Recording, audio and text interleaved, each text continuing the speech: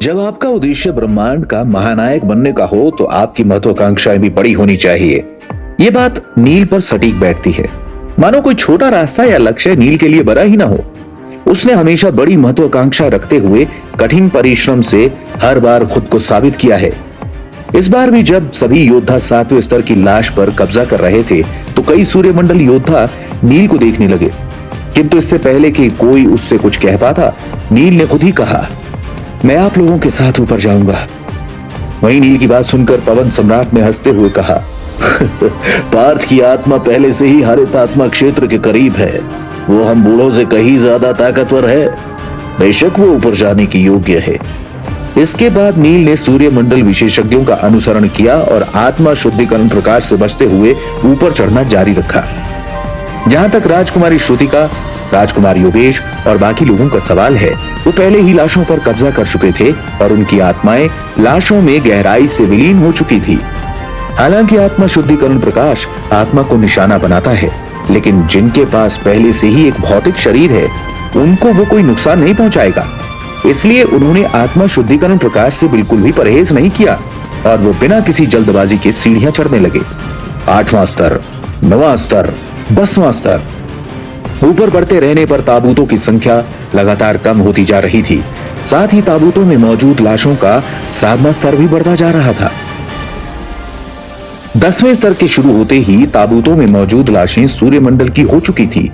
तभी एक सूर्यमंडल योद्धा की भारी आवाज आई, मैं यहीं पर रुकूंगा। अगले ही पल उस योद्धा ने 10वें स्तर की लाश पर कब्जा करने का फैसला किया। ऐसा लग रहा था कि वो सूर्यमंडल योद्धा अभी अभी युद्ध आत्मा क्षेत्र में पहुंचा था। अगर नील ने इतने सारे आत्मा स्त्रोत पत्थर नहीं प्राप्त किए होते तो शायद वो इस साल समाधि स्थल में प्रवेश भी नहीं कर पाता। खैर, 10वें स्तर से शुरू होने के बाद अधिक से अधिक सूर्यमंडल विशेषज्ञों ने लाशें चुनना शुरू कर दिया। 11वां स्तर, 12वां स्तर, इन 2 स्तरों पर पहले से ही 60 से 70 सूर्यमंडल विशेषज्ञ अपनी सीमा पर पहुंच चुके थे और जब वो लोग 13वें स्तर पर पहुंचे तब तक अधिकांश योद्धा पहले ही किसी न किसी लाश पर नियंत्रण कर चुके थे। केवल नील, सम्राट विशेश्वर चोल, पवन सम्राट, पेरियार सम्राट और भाग्य सम्राट ने अब तक लाशों पर कब्जा करने का विकल्प नहीं चुना था।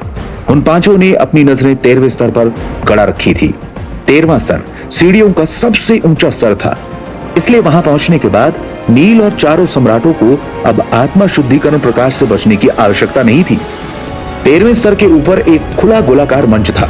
वहां खड़े होकर कोई भी पूरे दिव्य सम्राट गुप्त क्षेत्र को देख सकता था, लेकिन दिव्य सम्राट गुप्त क्षेत्र केवल एक विशाल समाधि स्थल था, इसलिए देखने के लिए वहां बहुत अधिक दृश्य नहीं थे। मंच के चारों ओर एक के बाद एक कई ताबूत रखे गए थे, लेकिन वहां पर जिन लोगों की लाशें रखी गई थी वो निश्चित रूप से दिव्यनाग रक्त रेखा कबीले के मुख्य सदस्य थे। 13वें स्तर पर रखे ताबूत बाकी ताबूतों से कहीं अधिक सुंदर थे और उन पर तिलिस्मी दिव्य मंत्र उकेरे गए थे, किंतु इससे भी ज्यादा भयानक बात यह थी कि उनमें से अधिकांश दिव्य मंत्र हल्की चमक के साथ टिमटिमा रहे थे और यही बात नील के दिल में सिहरन पैदा कर गई। वो धीमी आवाज में बुदबुदाया, यह मंत्र सक्रिय कैसे है? वास्तव में इतनी लंबी अवधि तक दिव्य मंत्रों का जलते रहना लगभग असंभव था, क्योंकि उन्हें जलाते रहने के लिए लगातार आध्यात्मिक शक्ति की जरूरत होती है। इसलिए नील के चेहरे पर जिज्ञासा के भाव आ गए और उसने भौहें चढ़ाते हुए मन ही मन सोचा, क्या इन ताबूतों के नीचे कोई विशाल आध्यात्मिक पत्थर छिपा है जो मंत्रों को शक्ति दे रहा है? लेकिन अगर ऐसा है तब भी कोई आध्यात्मिक पत्थर हजारों सालों तक इन दिव्य मंत्रों को सक्रिय नहीं रख सकता। नील की जिज्ञासा अब चरम पर थी। वो आगे झुकते हुए बोला, सम्राट, ये दिव्य मंत्र तो पूरी तरह सक्रिय हैं। आखिर इन्हें चलाए रखने के लिए कौन सा आध्यात्मिक पत्थर या विशेष विधि इस्तेमाल की गई है? नील के हैरानी भरे चेहरे को देखकर सम्राट विशेश्वर चोल ने हल्के से मुस्कुराते हुए कहा, ये मंत्र किसी पत्थर पर निर्भर नहीं है पार्थ, जरा सामने देखो, सब समझ जाओगे। नील की नजर तुरंत सामने गई और उसकी सांसें थम गई। पूरी जमीन पर एक विशाल दिव्य संरचना उकेरी गई थी, मानो किसी प्राचीन देवता ने उसे खुद बनाया हो। उसकी लकीरों से हल्की पर स्थिर चमक निकल रही थी। नील की आंखें चमक उठी। वो इस चिन्ह को पहचानता था। ये वही कला थी जो नागराज पद्मनाभ ने बड़े गर्व से उसे सिखाई थी। ये एक अत्यंत दुर्लभ 7 सितारा दिव्य मंत्र था, जिसे ऊर्जा संग्रह दिव्य मंत्र भी कहा जाता था।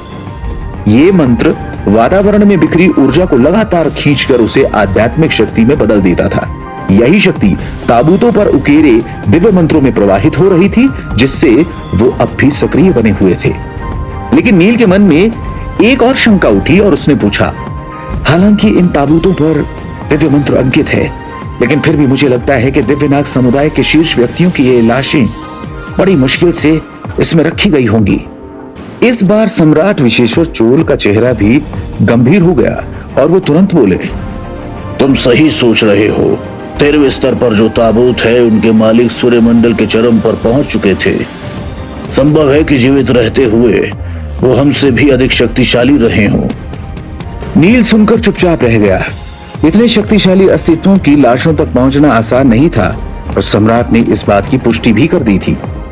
वास्तव में सदियां बीत जाने पर भी दैवीय साम्राज्य केवल एक ही 13वें स्तर पर रखी लाशों पर सफलतापूर्वक कब्जा करने में कामयाब हो पाया था। 26 साल पहले पवन सम्राट एक बार सफल हुए थे। 13वें स्तर की शक्तिशाली लाशों की मदद से नक्षत्र सम्राट गुप्त क्षेत्र की खोज तेजी से आगे बढ़ी थी। तभी विशेश्वर चोल ने कुछ सोचते हुए आगे कहा, इतने वर्षों में हम केवल एक बार ही 13वें स्तर की लाश पर दावा कर पाए हैं। 26 साल पहले पवन सम्राट सफल हुए थे और उनके द्वारा कब्जा की गई लाश की शक्ति से नक्षत्र सम्राट गुप्त क्षेत्र की खोज तेज हो गई थी। फिर उन्होंने एक लंबी सांस ली और बाकी सम्राटों की ओर इशारा करते हुए बोला, उस अंतिम उपलब्धि के बाद हम चारों सम्राट 13वें स्तर पर बार बार आए और लाशों पर कब्जा करने की कोशिश की, लेकिन हम सभी हर बार असफल रहे। अंत में हमें 12वें स्तर की लाशों से ही संतोष करना पड़ा। ऐसे में कोई कल्पना कर सकता है कि 13वें स्तर की लाशों पर कब्जा करना कितना मुश्किल है।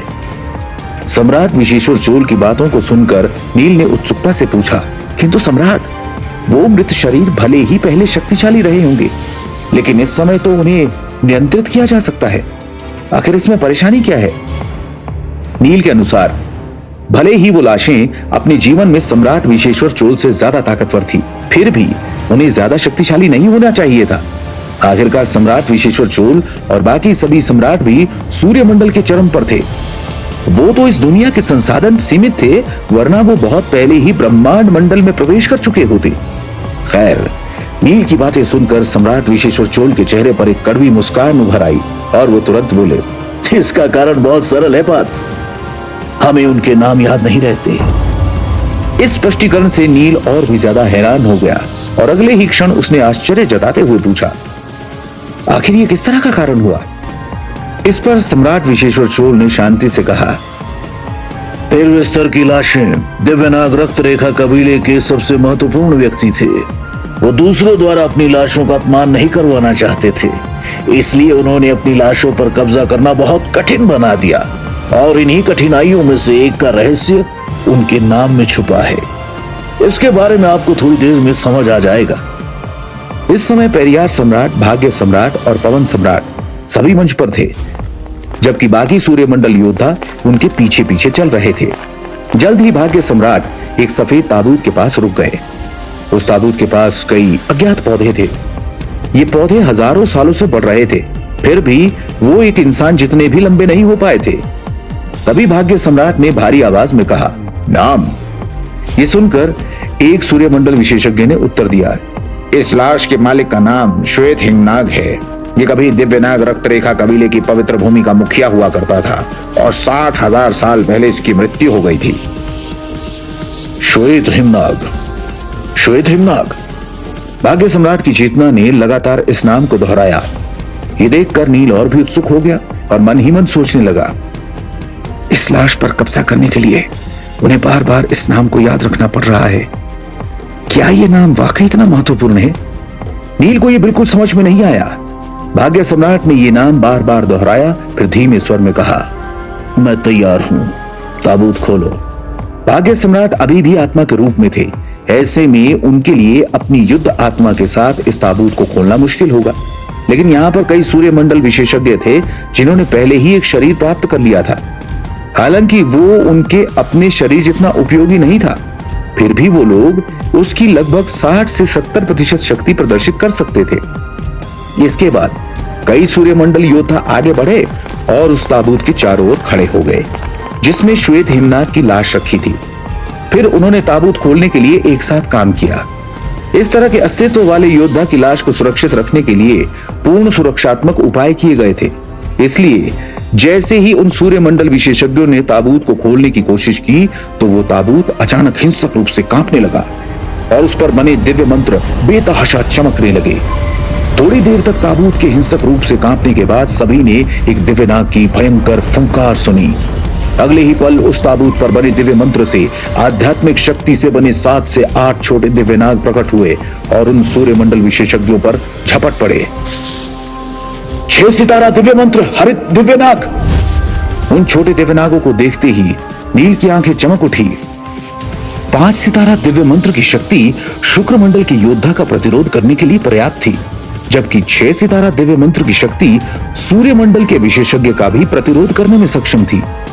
लेकिन यहाँ पर कई सूर्यमंडल विशेषज्ञ मौजूद थे। ऐसे में उन सभी का विरोध करने के लिए 6 सितारा दिव्य मंत्र भी पर्याप्त नहीं था। वो सूर्यमंडल विशेषज्ञ बहुत कुशल प्रतीत हो रहे थे।